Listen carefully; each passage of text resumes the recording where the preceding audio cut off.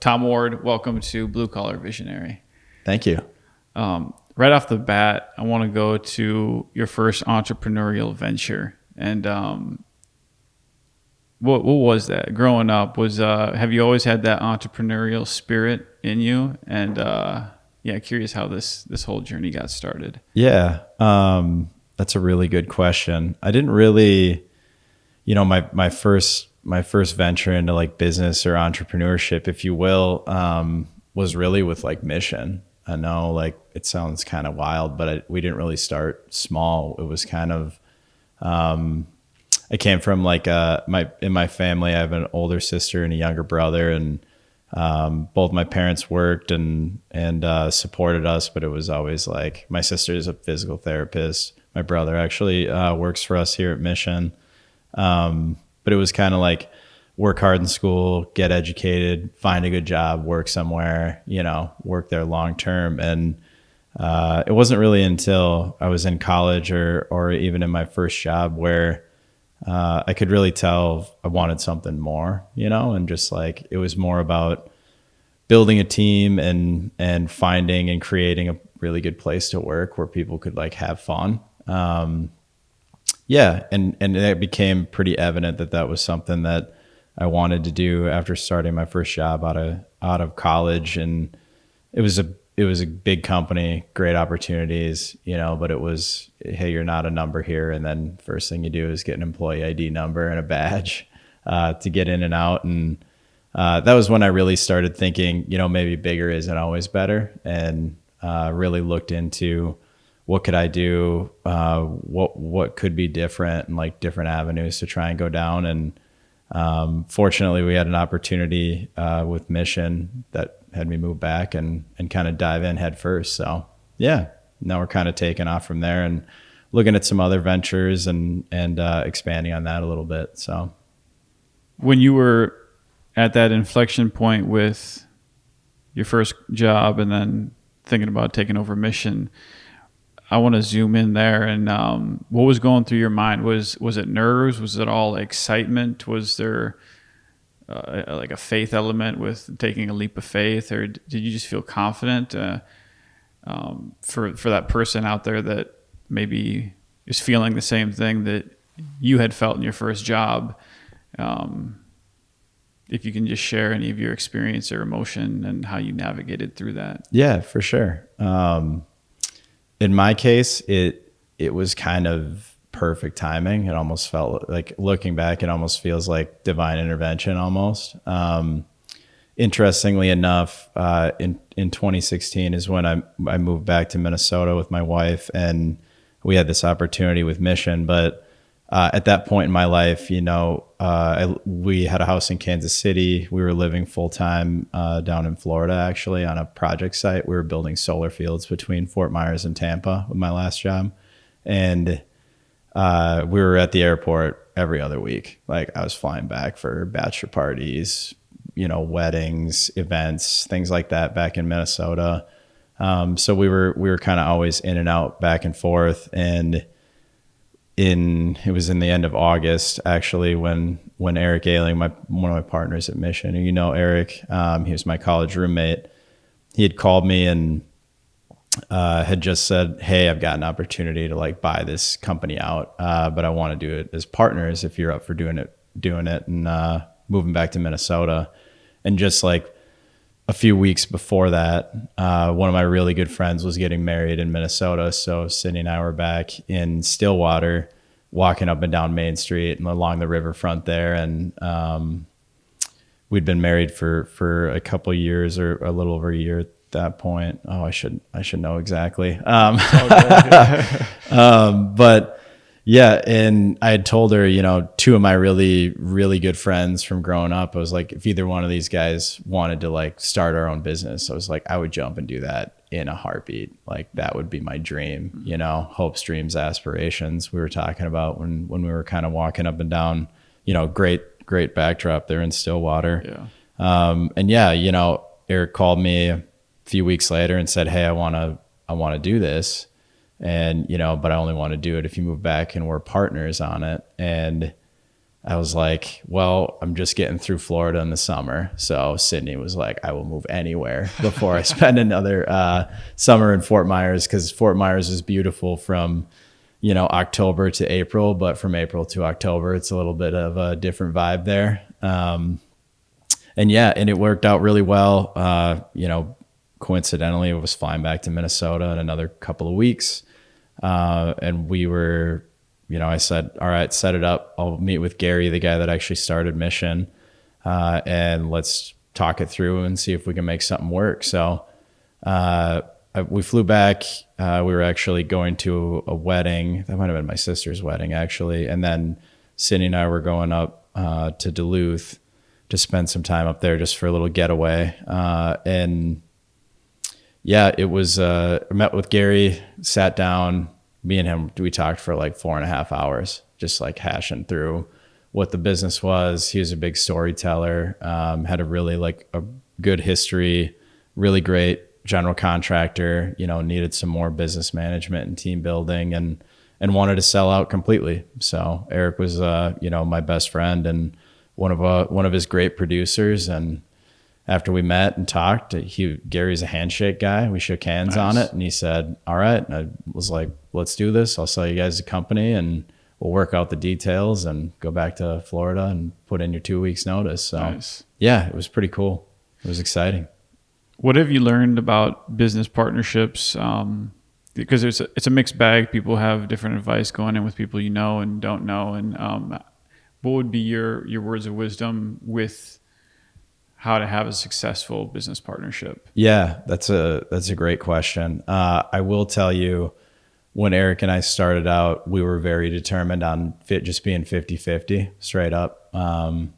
And that was our game plan. And tons of people advised against going into business with your best friend, and tons of people advised against being 50-50.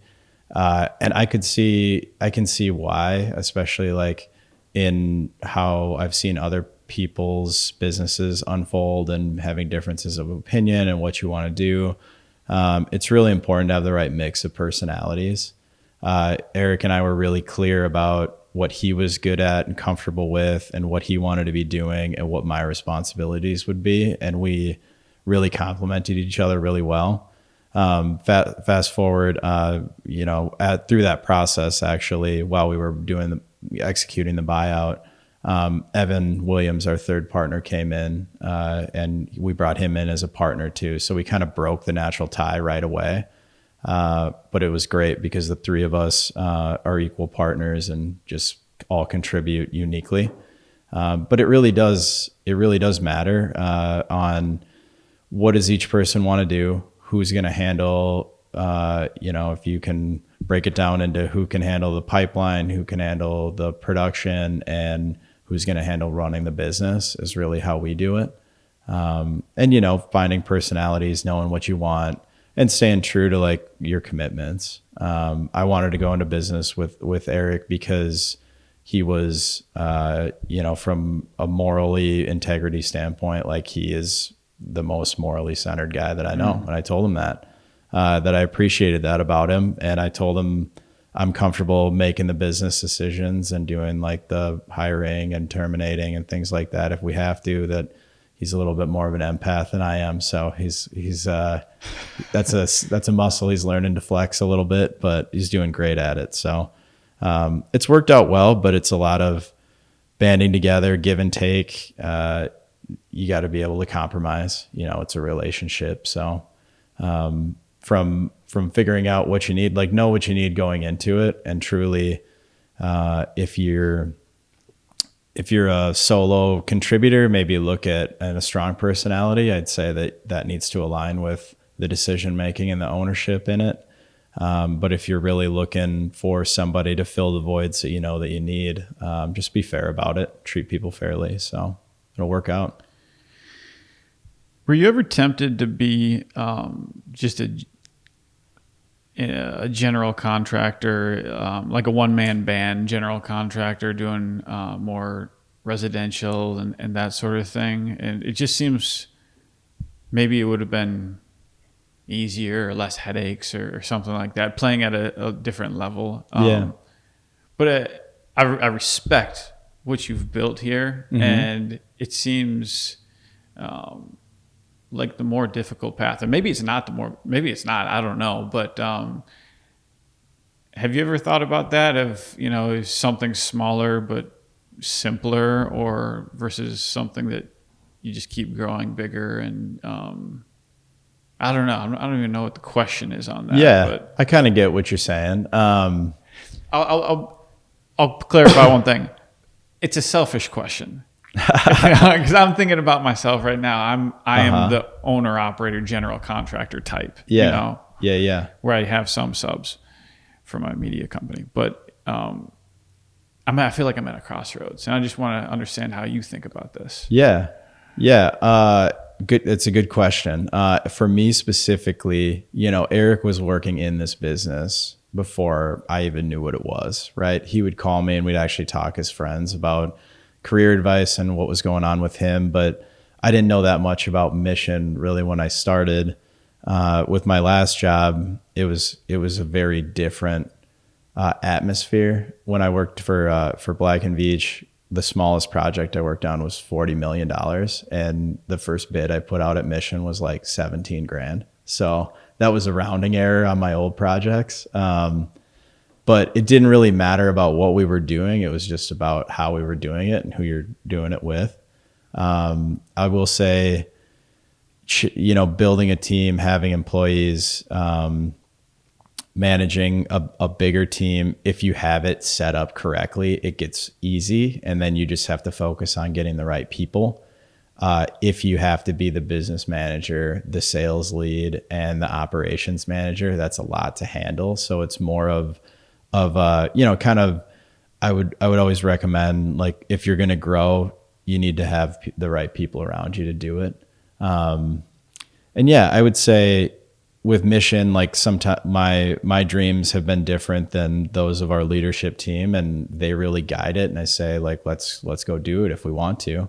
We'll take it as big as we want to be, but we can't lose sight of who we want to work with and for, and why that's important in delivering for those people, and really, like, who's going to do it with us. So marrying up all those things together is really important, but it's a little less work to do more things, but as you grow, that comes with its own challenges. When we started at Mission, we were doing 16 million, and I was the 17th employee a year, and fast forward to today, we're really in that $75-80 million range for the last couple of years, and then into the future, and we're at 40 employees, so it's been great. And having the right people is super easy. You can rely on them to make their own decisions. It's very much hands off, but if it's heavy on training, if it requires more of your bandwidth and time, like, that's the most important resource as you think about growing. So, but it can be done. And yeah. How do you think about breaking into an industry or establishing yourself as one of the go-to choices? Yeah. And not being pigeonholed into, he's the small guy or whatever. 'Cause, you've grown a lot. Yeah. And, I'd say Mission is now one of the premier names in Twin Cities. Yeah. Go-tos. Was it just a matter of getting in the right rooms, or I'm curious how one goes about that ascension? Yeah. Really good question. That kind of, let's see, how should I approach that? I kind of break it down into a couple of different sections, right? You got to be able to really deliver on your projects. So in the early days of Mission, we had a great team, and we were really good about delivering a quality experience for our clients. And it was taking care of them, understanding what their needs are, putting them at the very top of what we wanted to deliver, and not being selfish about, well, it'd be better for Mission if we did it this way or that way. Listen to your clients, educate them, and help them have the best outcome possible was really the focus. Past that, refining our back end. So, like, our paperwork, back end operations is really, really smooth and very automated. We're fortunate for that. And then once we had that solid base, then it was, okay, how do people know about us? How do we, our marketing completely transformed over the past 5 years. And that's really what has propelled us into the presentation in the marketplace of, wow, this is, really quality, really great. This is a really great company. And that's evidenced as, Mission would do multi-floor, multi-million-dollar big name projects and like previous before Tom, I'll call it. And like, we didn't have any photos of it. Like we had no marketing, no job site. We built out the original Fox Sports North studio, which is now Bally and then FanDuel. Nobody even knew about it. That was everyone in Minnesota knew what that was. So understanding that marketing and your brand is really important. That's really propelled us and made us more of the forefronts of our clients that we want to be in front of. Yeah. What other marketing activities besides taking pictures of projects and finished work? What else moved the needle? Yeah. Really aligning our teams and just giving back to the community is a good one. I'm less about making sure everybody knows about all that and more about let's do some really good things for people. So we don't need to share like hundreds and hundreds of posts and stories about it from a marketing perspective, but that kind of feeds into the way that people treat each other and the way that you service your clients. From social media, like we were talking about with videos are great. Clients love them. Flybys, fly-throughs, or seeing like, wow, like this is really beautiful. Our design partners are always great about figuring out the best way to showcase their spaces because they're the masterminds. We're just there to add the constructability of it and bring it to life. Truly. And yeah, so we get some great shots and we understand client needs and the best thing is word of mouth. Minneapolis is a small community. You deliver for a client that might need 10 to 50,000 feet of office or new commercial business space. And the best thing you get is those C-suite people or whoever's managing the project telling their friends about it and saying, what a great experience. Here's the team. Reach out to, whether it's me or somebody else on our team just to get started with the conversation. That really just kind of feeds the beast. And from there, it's more about figuring out where we can add the most value, picking the right situations and clients for us, and taking care of our clients as best we can. Yeah. During that ascension, were there any crossroads or maybe mistakes or like what, looking back now, if you could time travel and give younger Tom some pointers on what to be careful for, what were there any honey traps or I guess what would you say? Yeah. Good question. A few things that I've kind of seen and guided me is like the grass isn't always greener. So when you talk about like, would it have been easier to like open up a residential construction shop? I really didn't know anything about and still don't really know that much about residential construction. Other than where we operate in and what we do is much more of a business transaction. It's not as personal as working in someone's living room or kitchen or, that. But I don't know. Grass isn't always greener. Stick to what you're good at. Is if rather than pursuing something that might be, really a moonshot, like could you just take care of who you already are working with better? What else can you do?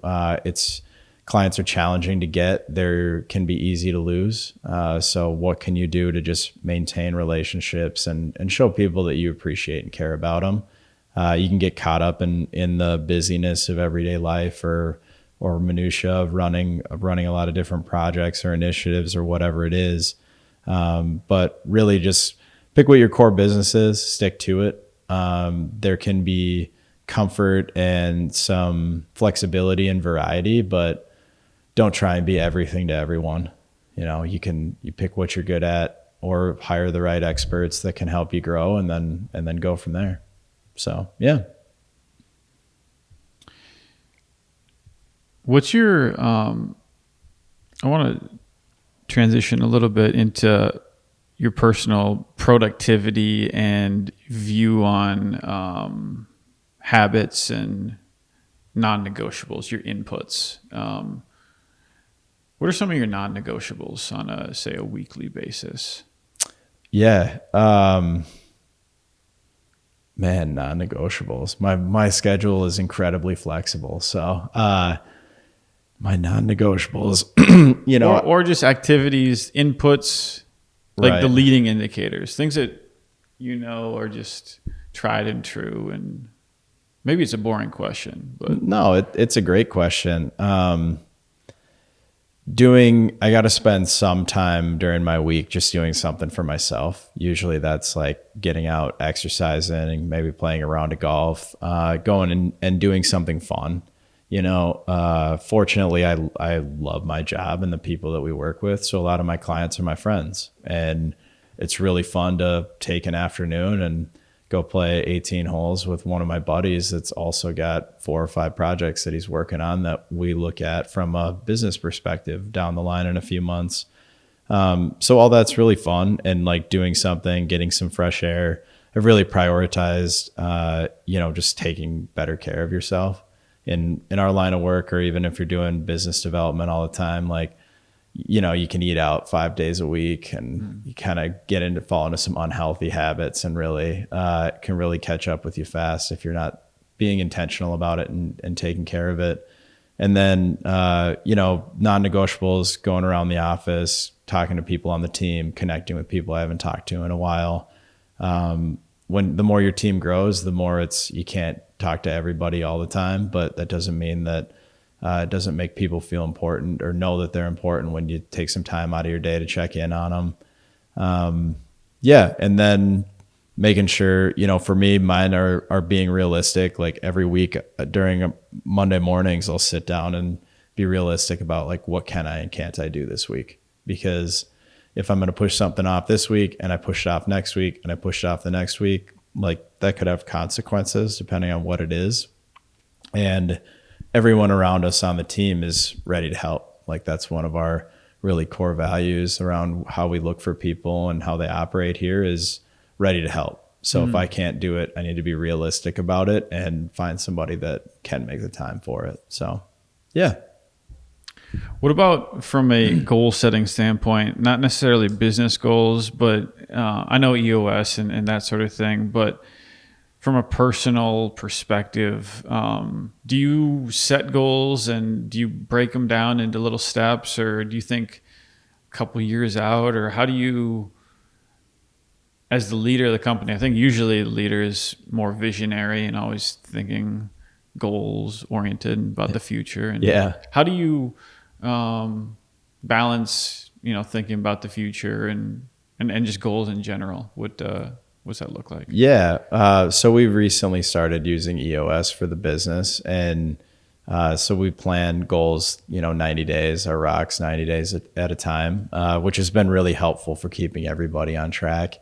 For me, like personally, we talked a little bit about just making habits. And one thing I do is on a monthly basis, coming up for end of January and coming up on February, I'll actually, I just have this sheet that I print out that's like, all right, it's a list of 6 or 7 areas you can put a goal. And what I want to track is like, what do I want to be doing and how often do I want to be doing it? So it can vary from month to month on like, I want to exercise 15 times throughout the month. So for 30 minutes or more. If I want to track that. Some of it is around like healthy eating habits, like plating your meals instead of just snacking and eating out of 4 bags over the sink at the end of a long day. You know what I mean? Girl dinner, I think, is the term for it now, or guy dinner, where you just eat a rotisserie chicken over the sink. Just things like that, where it's, what do I want to be doing? What's important? And I've really found it helpful to cross it off rather than do it on a cell phone, or something like that. So it's more of building habits and like around a 30-day timeline.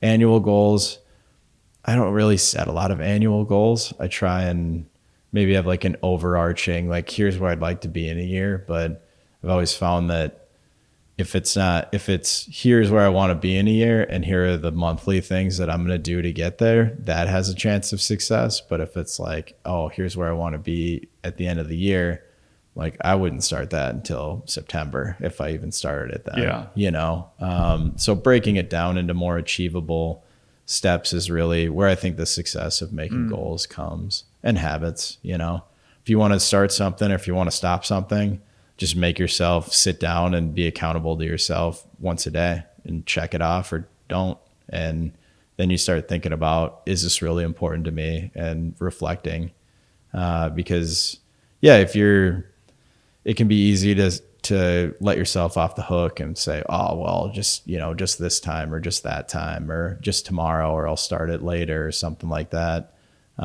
Being accountable to yourself and being honest about what you really want to do is really at the core of trying to establish better goals and habits. I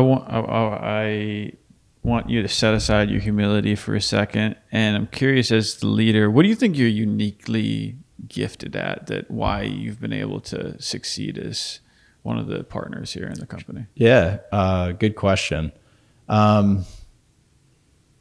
What I usually will tell people is like if you're really interested in being a good leader and being running teams, is the more emotional intelligence you can build up and understand and learn about, the better. My background is in engineering and construction management, business administration, right, which are very academic level things. I used to think that, like, why would I care about psychology, or why do I care about history? Like that's not going to serve me. Like, I'm a problem solver, and that could not have been further from the truth.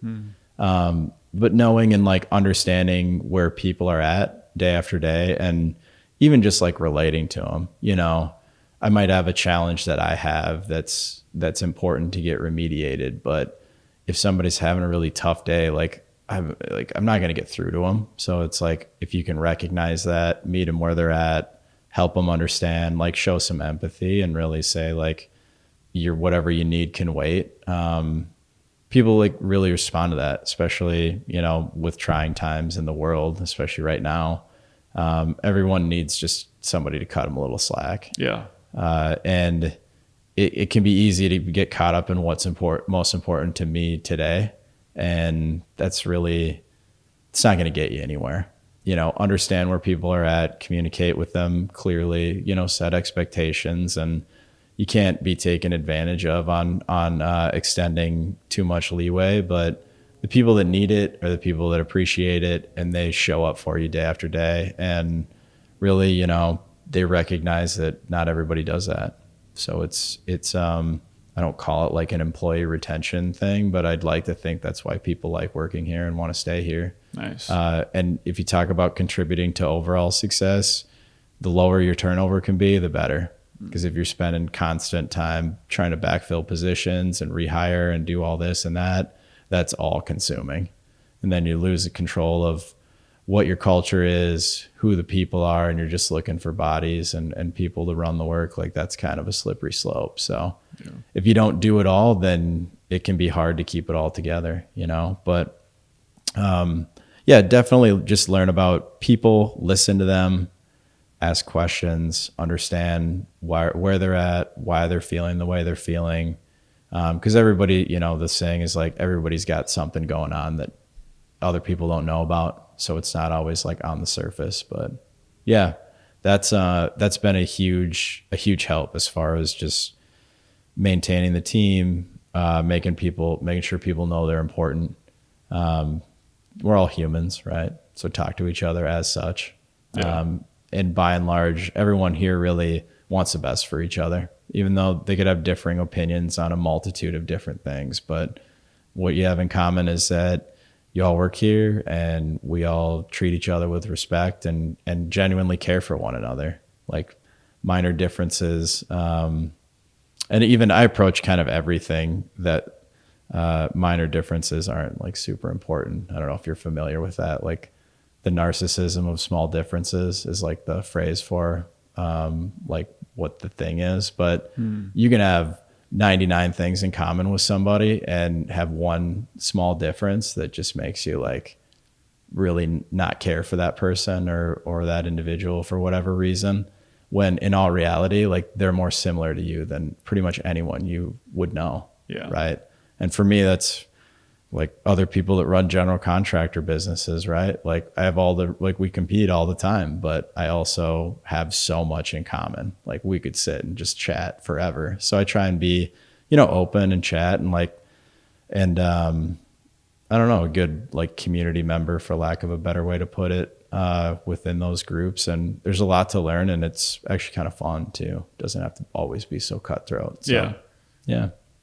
I heard, community over competition. I like that. All right, a couple last questions as we wrap up. Yeah. I got four. Yeah. Yeah. 4 questions. What's your process for identifying limiting beliefs, or when you're up against the edge of your comfort zone? Mm-hmm. How do you break through? And is it self-talk? Is it being around other people? Is it something else? Just like, how do you, looking back at your breakthroughs, what do you think attributes for you busting through the glass ceiling and getting to that next level? Yeah. Yeah. When you're talking about having the right people around you and building a team and like growing a company, making sure that you have sounding boards that don't just tell you what you want to hear, and being able to critically think and problem solve is really important. Like, all right, that's another thing that I've always done, or like had a kind of a knack for, is like problem solving, right? Physics, engineering, all that was very easy, came very easy to me because it was problem solving. So if you, like, I'll do it all the time with our leadership team, and we'll talk about this, but it's, here's what I think. What do you guys think? Like shoot holes through this, like try and see, like, here's what I see. What does everyone else think? Because I'll come from one perspective, EO leading our sales comes from a different perspective. Evan running our back end comes from a different perspective. And then, Eric comes from an operations standpoint of a different perspective. And we'll just debate something and then say, go, no go, right? We don't really like formalize call it that way, or we'll say, all right, let's reconvene in a week and put some thought into this.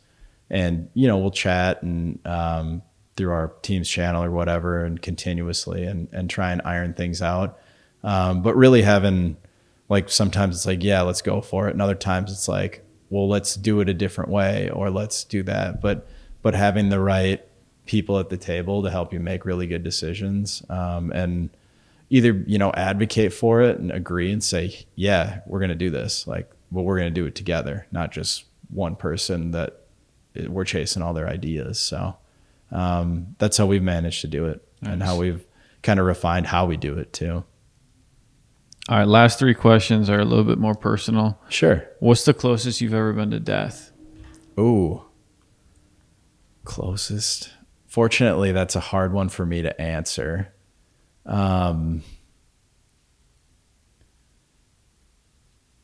Man, I don't know. I don't know, I guess. I can't think of, maybe some near miss, like car accidents, I guess, something like that. But by and large, I don't do a lot of reckless things. I'm pretty, that's good. Yeah, which is, I don't anymore anyway. I guess in my younger years, maybe quite a bit, but, no, I don't have a good one for that. All good. Conversely, when do you feel most alive? Ooh, that's a good question. Man, when we celebrate, like, I just think it's like euphoric when you celebrate like a milestone with a team, like, or you have some sort of accomplishment, right? That's really when I would say I feel most alive, is when somebody is celebrating and really pumped up and excited. I used to get a lot of that from playing sports growing up. The highs and the lows, like, they both make life really, like, beautiful. So I would say that if we have a big win, or if we have a big accomplishment and we all work as a team and everybody's building each other up, that's probably it. Yeah. When it's all said and done, what would you want your legacy to be? Yeah, that's I mean, somebody that just put the people first, built the team first. I mean, even throughout the last month and a half, we've been talking about goals and what's really important. And one of our guys on our team was asking me, so what do you want to be? And I was like, honestly, if we can build like a really just great place with great people to work, I'm like, it's going to come. The production can get there. But I'm not going to say, all right, go get this, like bring this back to me from a workload or a numbers perspective, because it might be good, it might be bad, it might be what we want, it might not be. It's important to set overarching like expectations, because we do have a business to run that needs to stay profitable, right? Above water, but finding the right people, doing things that way. I just want to be known as a place that people go to work for the rest of their careers, and where you get treated really well. And why would you want to go somewhere else? And keeping the clients at the forefront of what do they need? How do we best deliver that? And how do we make it a great experience for everybody? So we're currently trying to make it fun here, is like executing projects. We had a meeting with the project managers on Wednesday, and that was the core of it. Was, here are some things we're going to do, because this should be a fun process, not a very stressful one. And this will help us get the information we need when we need it, so it can be fun again. Nice. And it's, that's well received. Nobody wants to go to work and get emotionally drained and end up going home for nothing. We got a lot of young parents here, people that have kids and families and things way more important than the work and jobs we're doing here. But we got to make sure there's enough in the tank when everybody gets home. They can be their best self there too. Love it. Yeah. Last question. I just want to say thank you for taking the time. Thanks for man. sharing the wisdom. What's a parting word, an ask, a challenge, a word of wisdom, whatever it is, to the listeners? Yeah. I mean, right now I would say, balance out your priorities. And if you know who you are and who you want to be, and figure out what's next and what's important to you, and find out what like really builds you up and fills up your cup and gives you a reason to get out of bed in the morning. Figure that out, and then take care of your communities. Make sure, be neighborly, talk to the people that work at your company or work alongside you, or work in your industries, and don't be afraid. One thing I always do is, if I'm talking to somebody, it's very simple, right? But like, hey, how are you? Like, how is your day going? But like, listen for what the response is. And like, if it really matters, like, that's not as common as I think it should be. It's just like checking in on everybody, asking how they're going. It doesn't matter if I'm at a coffee shop ordering a coffee. Very clearly somebody knows I want to like order a coffee or a latte or something, but just saying like, hey, how are you? How is your day going today? Can just make difference for like small positives for everybody. Just makes it, leave people better than you found them. So yeah, that's what I would say. Yeah, for sure. Tom, thank you, man. Of course. Yep.